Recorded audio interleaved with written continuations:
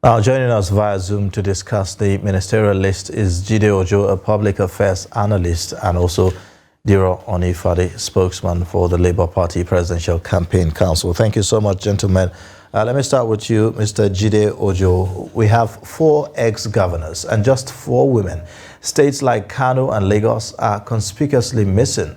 Does this fall short of your expectation? Well, first and foremost, we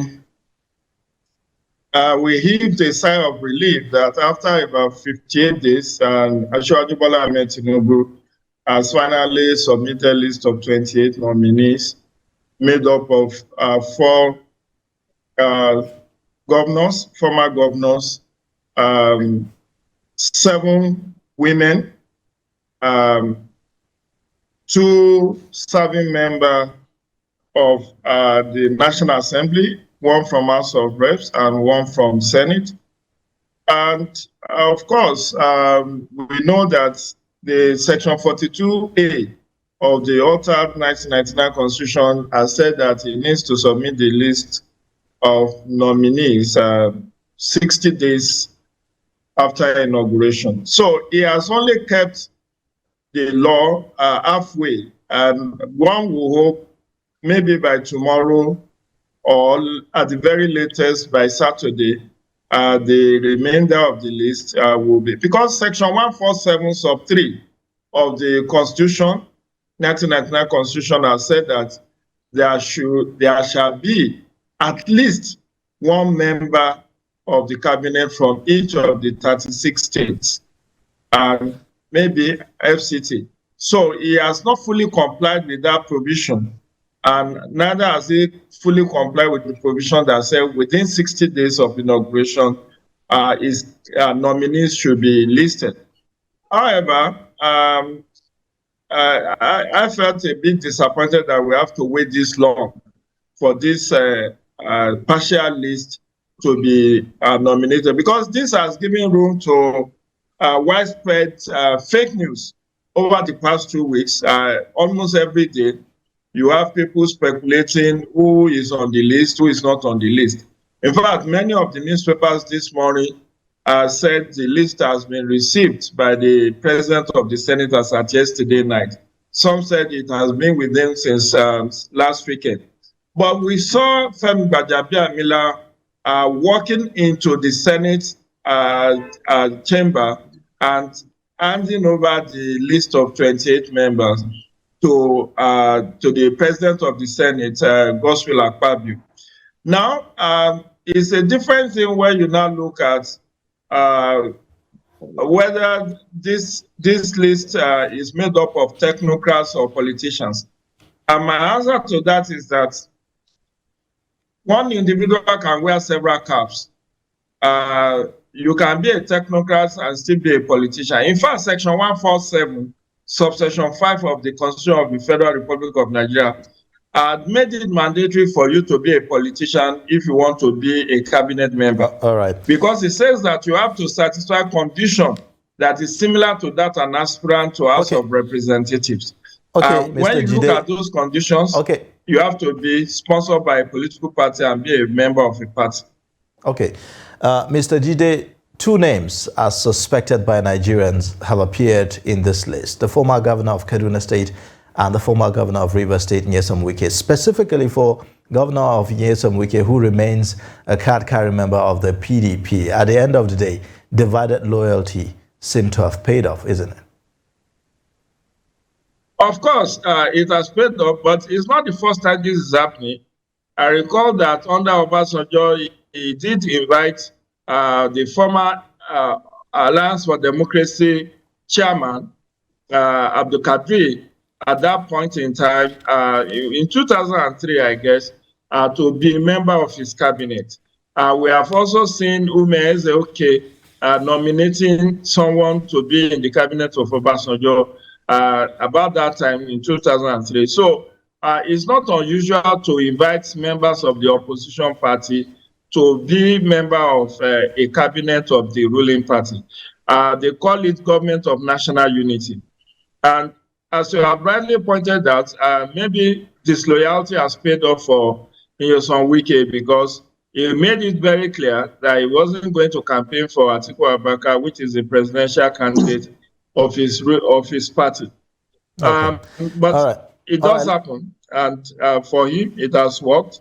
We hope that will not encourage more people to engage in anti-party activities. All right, now let me go to Diran Onifade now. Mr. Diran, there's been a lot of talk, about forming a unity government after the elections. However, this list doesn't appear to represent that. Will your party be willing to accept any offer by this government to be a part of it? Well, it's that's, for us, that's not even a question at all. I mean, we are in court. We do not believe that this government is in power legitimately. And how do you want to jump on a structure built on nothing? We do not believe in the legitimacy of this government. So the question of joining them or whatever, that doesn't even arise at all. But have there been any offer by the current administration? With the spokespersons and aides of the President Bola Tinubu have constantly said that the president is willing to extend an olive branch to members of your party and any other opposition. But so far, have there been any offer? Those people you're talking about, they say all manner of things, including things that are not true.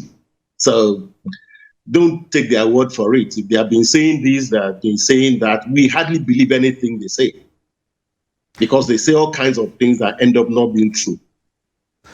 Okay, so with this list, are you expecting anything different, from the current administration? I mean, be it as it may, you are in court, but then the President Bola Tinubu has been declared by INEC. So do you expect anything different from the government?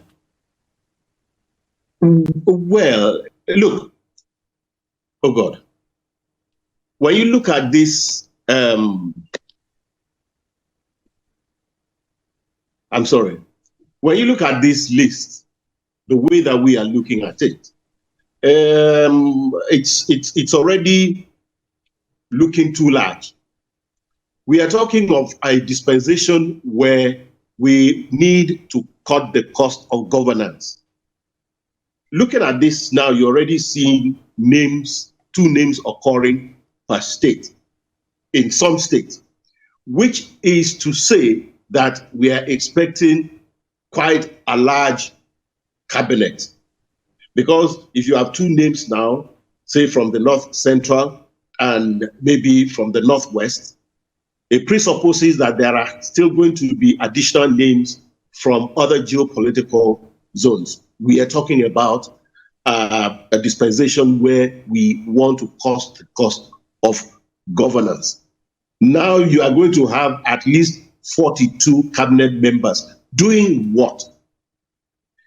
In Buhari's administration, when they were leaving, Festus Keyamo, who was a minister of state, who happens to be a lawyer, says the position of minister of state is unconstitutional.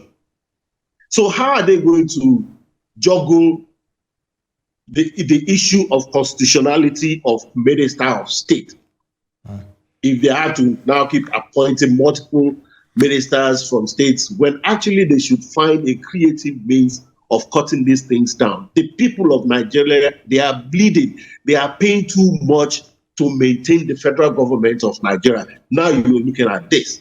You see Bauchi, 2 names, Katsina, 2 names, and so on and so forth, which is to say that you will find multiple names in other geopolitical zones. The cabinet is going to be large. And what are we going to be doing with that unwieldy list? All right. Well, thank you so much, Diran Onifade and also Jide Ojo, both Jide Ojo, public affairs analyst, and also the spokesman for the Labour Party presidential candidate, Diran Onifade. Thank you. We appreciate you joining us on the News Hour.